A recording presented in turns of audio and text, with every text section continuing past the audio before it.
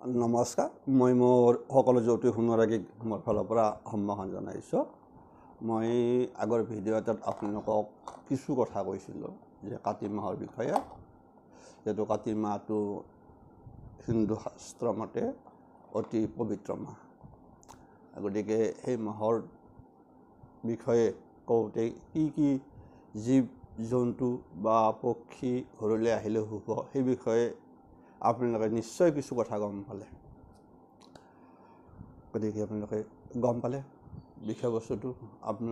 আমি হয়তো বহুতে নাজানো, একচুৱেলি জনাটো দৰকাৰ। সেই বুলিয়ে মই দিছোঁ। তাত যদি কোনোবাই কিবা আপত্তি কৰিব লগা আছে, সেইটো মোৰ বিচাৰ্য বিষয় নহয়। কেৱল মই মোৰ সম্পূৰ্ণ যিখিনি ডাটা বা যিখিনি মোৰ জ্ঞান বুদ্ধিৰে ঢুকি পাইছোঁ সেইখিনিয়ে মই কৈছোঁ। আৰু এটা বিশ্বাস, আচলতে বিশ্বাস, ধৰ্মৰ বস্তুতে বিশ্বাস। গতিকে বিশ্বাসৰ ওপৰত ভিত্তি কৰিয়ে চলি থাকে। গতিকে এটা বিশ্ব ব্ৰহ্মাণ্ডই চলি আছে আমাৰ, গতিকে বিশ্বাসৰ ওপৰত নিৰ্ভৰ কৰি। ঠিক সেইদৰে আজি মই আন এটা বিশেষ ভিডিঅ' ক'ম। এই ভিডিঅ'টো এটা খুব ইম্পৰ্টেণ্ট ভিডিঅ'। কোনোবা এজনে মন অনুৰাগী সুধিছিল, এইকাৰণে ভিডিঅ'টো মই আকাৰে দিব বিচাৰিছোঁ। সেইটো হ'ল,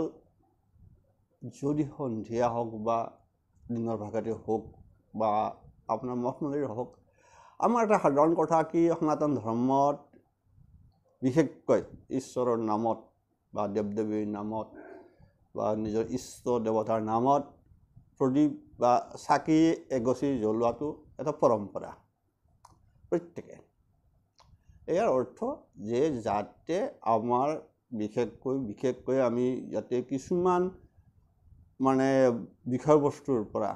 যদি মুক্ত থাকিব পাৰোঁ, বিশেষকৈ ধৰক ৰোগ ব্যাধি আৰ্থিক সংকট এইবিলাক যেতিয়া আমাক আগুৰি ধৰে, তেতিয়া আমি সাধাৰণতে শৰণাপন্ন হওঁৱে। সেইটো নিয়ম। আমাৰ দুৰ্বলতা সেইখিনিতে থাকি গ'ল, য'ত আমি নিজে একো কৰিব নোৱাৰোঁ। এটা আশীৰ্বাদ পোৱাৰ কাৰণে যাতে এইবিলাকৰ পৰা হাত এনেকুৱা সাৰিব পাৰি, সেই এটা উপায় বুলি ধৰি লোৱা হয়। বিশেষকৈ বন্তি প্ৰজ্বলন বা আমাৰ যিটো কয় প্ৰদীপ জ্বলন। প্ৰদীপ জ্বলাওঁতে বা এই চাকি জ্বলাওঁতে কথা হ'ল, যদি চাকি গছি বিশেষকৈ সম্পূৰ্ণ জ্বলি নাযায়, আধাতে নুমাই যায়, কিবা অসুবিধা বা কিবা অশুভ ফল হ'ব নেকি? মোৰ এজন অনুৰাগীয়ে মোক সুধিছে কথাটো, কাৰণে কৈছোঁ। একচুৱেলি কথা হ'ল যে এই যে আমাৰ চাকি জ্বলাওঁতে, বিশেষকৈ মন্দিৰত যেতিয়া জ্বলাওঁ, আমি চোৱাৰ সময় নাথাকে, কথাটো ক'লোঁ। কিন্তু ব্যক্তিগতভাৱে ঘৰৰ থাপনাত হওক বা ঘৰুৱা নিজৰ মন্দিৰতে হওক অথবা তুলসী গছৰ তলত সন্ধিয়া জ্বলাওঁতে হওক, এইখিনি আমাৰ দৃষ্টিগোচৰত থাকে। আপোনালোক সকলো এইখিনি আমাৰ দৃষ্টিগোচৰত থাকে। আৰু যদি সঁচাকৈ যদি নুমাই যায়, কমপ্লিট চাকি শলিতা গছি যদি নুমাই যায়, তেতিয়াহ'লে আপোনাৰ সেইটো শুভ বুলি ধৰা নাযায়। যদি আপোনাৰ সেনেকুৱা হৈ আছে, তেনেহ'লে আপোনাৰ ঘৰত আৰ্থিক অনাটন থাকিবই, মনত ৰাখিব লাগিব। আপোনাৰ ঘৰৰ পৰা ৰোগ ব্যাধি আঁতৰি নাযায়, লাগি থাকিব। কাৰণ ইয়াৰ এটাই কথা হ'ল, এটা নেতিবাচক প্ৰভাৱ আপোনাৰ পৰিয়ালত পৰি আছে। গতিকে যিকোনো চাকি জ্বলাওঁতে যদি আপোনাৰ চাকিৰ শিখা, বিশেষ যিখিনি শিখাখিনি যদি স্থিৰ হৈ থাকে, তেনেহ'লে শুভ বুলি ধৰা হয়। আৰু কমপ্লিট যদি পুৰি যায়, পুৰি গৈ বুকুটো যদি ধুনীয়াকৈ জ্বলি উঠে, তেতিয়া শুভ বুলি ধৰা হয়। তাতো কথা আছে। যদি চাকিৰ শিখা যদি আপোনাৰ তেল থাকোঁতেও নুমাই যায়, কমপ্লিট জ্বলি নাযায়, সেইটো অশুভ বুলি ধৰা নাযায়। কাৰণ তেতিয়া আপোনাৰ এটাই কাম, যে আপুনি নিজক স্থিৰ কৰি ভক্তিভাৱে ভগৱানক প্ৰাৰ্থনা কৰক যে মোৰ কি ভুল হৈছে, আপুনি দৰ্শন কৰক। কিন্তু কেতিয়াবা দেখা যায় কথা এটা থাকিল যে এই যে নুমাই যায় আধাতে নুমাই যায় ইয়াত আন এটা প্ৰভাৱ পৰি থাকে সেইটো হ'ল আপোনাৰ ঘৰত থকা অশুভ শক্তি যে সৃষ্টি কৰি আছে আপোনাৰ ঘৰত সমস্যাৰ সৃষ্টি কৰি আছে আৰ্থিক দিশত সমস্যাৰ সৃষ্টি ঘৰুৱা হাই কাৰ্যৰ সৃষ্টি কৰি আছে আপোনাৰ মানে মানসিক আৰ্থিক মানে সামঞ্জস্য নাই নোহোৱা হৈ যাবগে মূল কথা গতিকে বন্তি বা চাকি এগছি জ্বলোৱাৰ পিছত ই সম্পূৰ্ণ জ্বলি যোৱাটো ভাল শুভ বুলি ধৰা হয় আৰু যদি জুইৰ শিখা যদি পোন হৈ থাকে তেতিয়াও ভাল যদি বতাহত যদি বেছি লৰচৰ কৰি থাকে বতাহ নাই কিন্তু আপোনাৰ লৰচৰ কৰি আছে তেতিয়াও কিন্তু অশুভ শুভ বুলি ধৰা নহয় তেতিয়াও আপোনাৰ ঘৰৰ ভিতৰতে হওক বাউণ্ডাৰীত হওক অশুভ শক্তি আছে যিয়ে আপোনাৰ পৰিয়ালটোক আৰ্থিক দিশত হওক মানে উন্নতিৰ পথত আগবাঢ়ি যোৱাত বাধা সৃষ্টি কৰি আছে ঘৰুৱা কণ্ডল সৃষ্টি কৰি আছে এটা কথা ঘৰুৱা কণ্ডল যদি থাকে তেতিয়া সেই পৰিয়াল উন্নতি কৰিব নোৱাৰে যে ঘৰত অসুখ বিসুখ লাগি থাকে সেই পৰিয়ালৰ জীৱনত সফলতা সেই পৰিয়ালৰ পৰা ভাল সময় অহাটো আশা কৰাটো টান হৈ পৰে কাৰণ অসুখ বিসুখতে যে টকা পইচা গৈ থাকে কাম সোৰ্স ইনকাম সোৰ্সৰ যদি বেছিভাগ যদি আপোনাৰ চিকিৎসাৰ নামত গৈ থাকে তেতিয়াও অশান্তি হাজাৰ মানুহৰ সেইফালৰ পৰা টকা পইচাৰ ফালৰ পৰা ঝামেলা আহি যাব তেতিয়া মানসিক হ'ব মানুহৰ অশান্তি হৈ থাকিব মনবিলাক মূল কথা হ'ল মইতো ক'লো যদি সেনেকুৱা হয় তেনে আপোনালোকে ভক্তিভাৱে আৰু এটা কথা আছে যে যেহেতু জানেই সকলে যে আমাৰ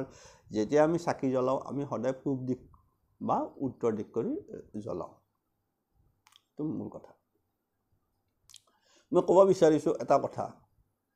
যে এইটো খুব ইম্পৰ্টেণ্ট কথা যদি আপোনাৰ ঘৰত ঠিক আৰু এটা তাৰ আগতে এটা কথা এটা কৈ দিছোঁ একচুৱেলি পাৰিলে ঘিৰ চাকি জ্বলাব লাগে যদি ঘিৰ চাকি জ্বলায় সেই পৰিয়ালটো বহুত সমস্যাৰ পৰা ৰেহাই পায় অসুখ বিসুখ বা আদি কৰি গতিকে ঘিৰ চাকি সপ্তাহত গোটেই নোৱাৰিলেও এদিন হ'লে জ্বলাব লাগে আচল নিয়ম মতে ঘিৰ চাকিটো অতি মানে তাত মানে ভগৱানো সন্তুষ্ট হয় দেৱদেৱো সন্তুষ্ট হয় আৰু আনফালে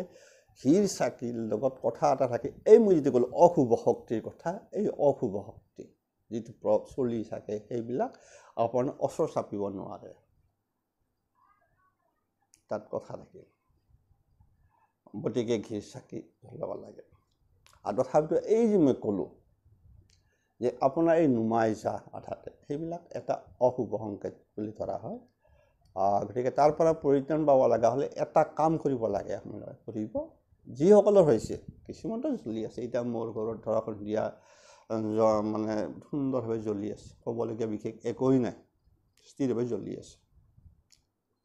আৰু মই জানো মোৰ ঘৰত অশুভ প্ৰভাৱ নাই মোৰ বিশ্বাস আৰু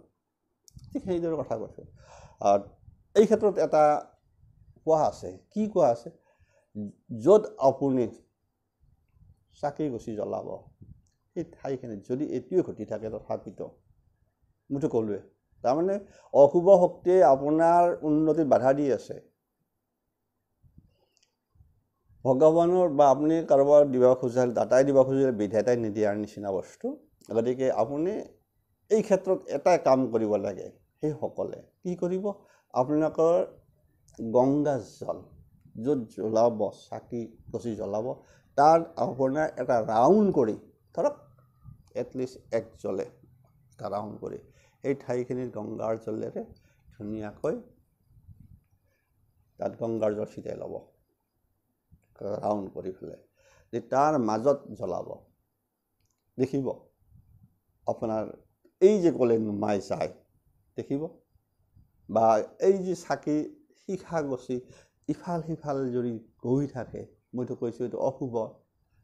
শক্তিৰ এটা প্ৰভাৱ পৰি থাকিলে সেইটো হয় চঞ্চল হৈ যায় চাকি গছি বুলি কোৱা হয়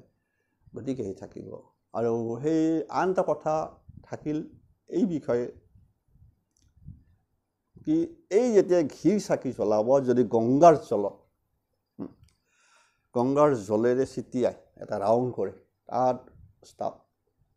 তাৰ ভিতৰত জ্বলাওক দেখিব আপোনাৰ চাকি গছি একো নহয় আৰু যি অশুভ শক্তি আছে সেই অশুভ শক্তি যেতিয়া ঘিৰ চাকি জ্বলাব ই আঁতৰি গুচি যাব তেতিয়া দেখিব আপোনাৰ ঘৰৰ পৰা এই যিটো আপোনাৰ আৰ্থিক দৈন্যতা এই যে অসুখ বিসুখ চলি আছে এইবিলাকৰ পৰা আপোনালোকে ৰেহাই পাব আৰু বিশ্বাস ৰাখক মই কৈছোঁ গতিকে খুব চাওক কৰি চাওক শেষ উপায় এইটোৱে গংগাৰ পানী ধৰা হয় অতি বিশুদ্ধ আৰু গংগাৰ ওপৰতো মানে শিৱৰ আশীৰ্বাদ থকা বুলি কয় আৰু সেই আশীৰ্বাদ থকাৰ কাৰণে গংগাৰ পানী যেতিয়া আপুনি তাত ছটিয়াই ল'ব সেই ৰাউণ্ড কৰি তাত মাজত চাকি গছি ৰাখক ৰাখি তাত প্ৰজ্বলন কৰক তাত জ্বলাওক আপুনি দেখিব সুন্দৰভাৱে জ্বলি আছে গতিকে চাই ল'ব গতিকে আজিলৈ এৰিছোঁ বৰ বেছি দীঘলীয়া নকৰোঁ সুধিছিল কাৰণে কৈছোঁ গতিকে আধাতে নুমাই যোৱা তেল থাকি নুমাই যোৱা বা জ্বলোৱাৰ সময়ত 2-3 বাৰ চেষ্টা কৰা এইবিলাক এটা শুভ বুলি ধৰা নাযায় অশুভ আৰু যদি প্ৰথমবাৰতে জ্বলি যায় সুন্দৰ চাকি গছি জ্বলি যায় কমপ্লিট শুভ আজিলৈ মানে সকলোৱে ভালে থাকক কুশলে থাকক আজিলৈ এৰিছোঁ